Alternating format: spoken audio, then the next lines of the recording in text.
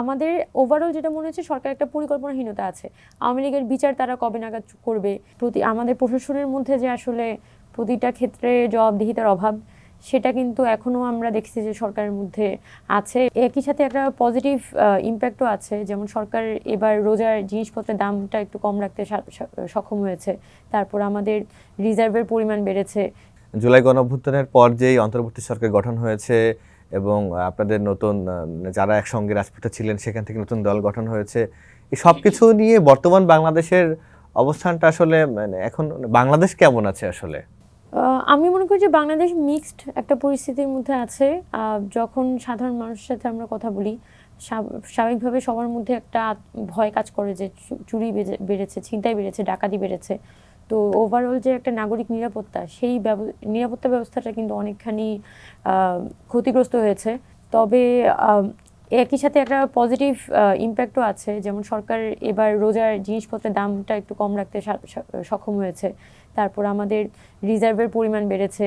তারপর সরকারের অনেক জায়গায় রেসপন্সিভ আচরণ করার চেষ্টা করেছে। তবে আমরা যেটা ওভারঅল, আমি যেটা নাগরিক হিসেবে প্রত্যাশা করেছিলাম এই জুলাই অভ্যুত্থান পরবর্তী সময়ে, সেটা হচ্ছে দেশের সার্বিক ক্ষেত্রে একটা সিস্টেম ডেভেলপমেন্ট হবে, প্রত্যেকটা ক্ষেত্রে জাস্টিস, অ্যাকাউন্টেবিলিটি, যে কোনো কিছুর একই সাথে ন্যায় বিচার, এবং যে কোনো পরিস্থিতি যাতে হচ্ছে যে আমাদের বিচার কার্যকে হচ্ছে যে ব্যাহত করতে না পারে, এবং জনগণ যাতে হচ্ছে যে আদালতের সিদ্ধান্ত পরিবর্তন করতে না পারে।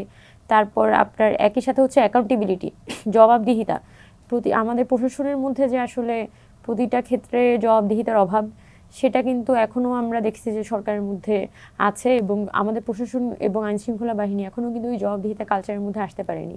এটা গণঅভ্যুত্থান পরবর্তী সময়ে আমাদের একটা বড় ধরনের প্রত্যাশা ছিল।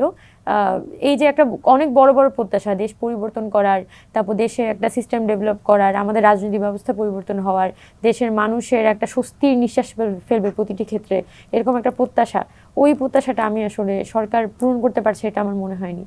তো সব কিছু মিলিয়ে যদি বলি, একজন সমন্বয়কের দৃষ্টিভঙ্গি থেকেও, আবার একজন জনগণের দৃষ্টিভঙ্গি থেকেও, যে সরকার অনেক ক্ষেত্রে হয়তো চেষ্টা করেছে, কিন্তু তাদের সক্ষমতার অভাব, আবার অনেক জায়গায় হচ্ছে তাদের প্রপার প্ল্যানিংয়ের অভাব, সব কিছু মিলিয়ে সরকারের কিছুটা জটিল। আরো কি করা যেত আপা আসলে? আমার যেটা একদম শুরু থেকেই হচ্ছে যে আমার একটা অভিমত ছিল যে বাংলাদেশে আইনশৃঙ্খলা পরিস্থিতি নিয়ে যেহেতু সাধারণ জনগণের একটা কনসার্ন প্রতি মুহূর্তেই আছে, যদি জুলাই আগস্ট পরবর্তী সময়ে যারা যেসব থানাগুলো থেকে গুলি করা হয়েছে জনগণের উপর, সেই থানাগুলো চিহ্নিত করে যদি হচ্ছে তাদেরকে ছাঁটাই করা, তাদেরকে গ্রেফতারের আওতায় আনা, এই ফর্মে যদি, এবং বাকি যারা হচ্ছে গুলি চালায়নি তাদেরকে, এবং সহযোগী হিসেবেও ছিল না, সেই থানাগুলোকে চিহ্নিত করে তাদেরকে হচ্ছে অপারেশনে নিয়ে আসা, এভাবে যদি হচ্ছে সরকার পুলিশকে ফাংশনাল করার চেষ্টা করতো একদম শুরুর দিকে, তাহলে হয়তো এখানে পুলিশের যে একটা ওভারঅল ইনঅ্যাক্টিভিটি আমরা দেখতে পাচ্ছি প্রতিটা ক্ষেত্রে, সেটা কিছুটা রিডিউস করা সম্ভব হতো।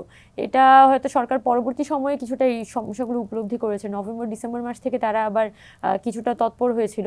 কিন্তু সত্যি কথা বলতে যদি একদম প্রথম দিকে একটা প্ল্যানিং থাকতো, তাহলে আইনশৃঙ্খলা পরিস্থিতিটার আরও বেশি উন্নত থাকতো। আরেকটা বিষয় যেটা আমার মনে হয়েছে, সরকারের যে একটা সার্বিক পরিকল্পনাহীনতার অভাব প্রত্যেকটা ক্ষেত্রে দেখা যাচ্ছে। যদি যদি আমি হয়তো আইন বা আমি হয়তো বাংলাদেশি ইকোনমির জায়গা থেকে সব কিছু বলতে পারবো না, কিন্তু আমাদের ওভারঅল যেটা মনে হচ্ছে সরকার একটা পরিকল্পনাহীনতা আছে।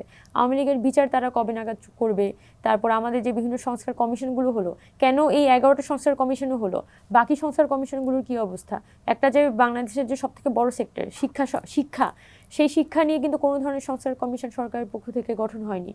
তো স্বাভাবিকভাবেই আমাদের একটা কনসার্ন যে তাহলে শিক্ষা নিয়ে সরকারের পরিকল্পনা কি, সামনের দিনে তাহলে আমাদের যে জেনারেশনগুলো বেড়ে উঠবে তারা আসলে কোন শিক্ষা ব্যবস্থার মধ্যে দিয়ে তারা বেড়ে উঠবে, তাদের পরিবারগুলো এই বাচ্চাগুলোকে কী শিখাবে, এটা তো সরকারের পক্ষ থেকে আমরা কোনো প্রপার পরিকল্পনা নিতে দেখি নাই।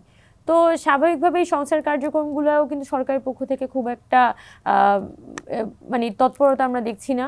আবার সামনে নির্বাচনের একটা ডামাডোল তৈরি হচ্ছে যে নির্বাচন আসবে বা সরকার নির্বাচনের প্রস্তুতি নিচ্ছে, কিন্তু নির্বাচনের জন্যও তো আপনার অন্তত এখানে বিচার এবং সংস্কার সেগুলো একটা সুরাহা না করে তো আসলে নির্বাচন হলে খুব বেশি লাভ হবে এটা জনগণের কেউই মনে করে না।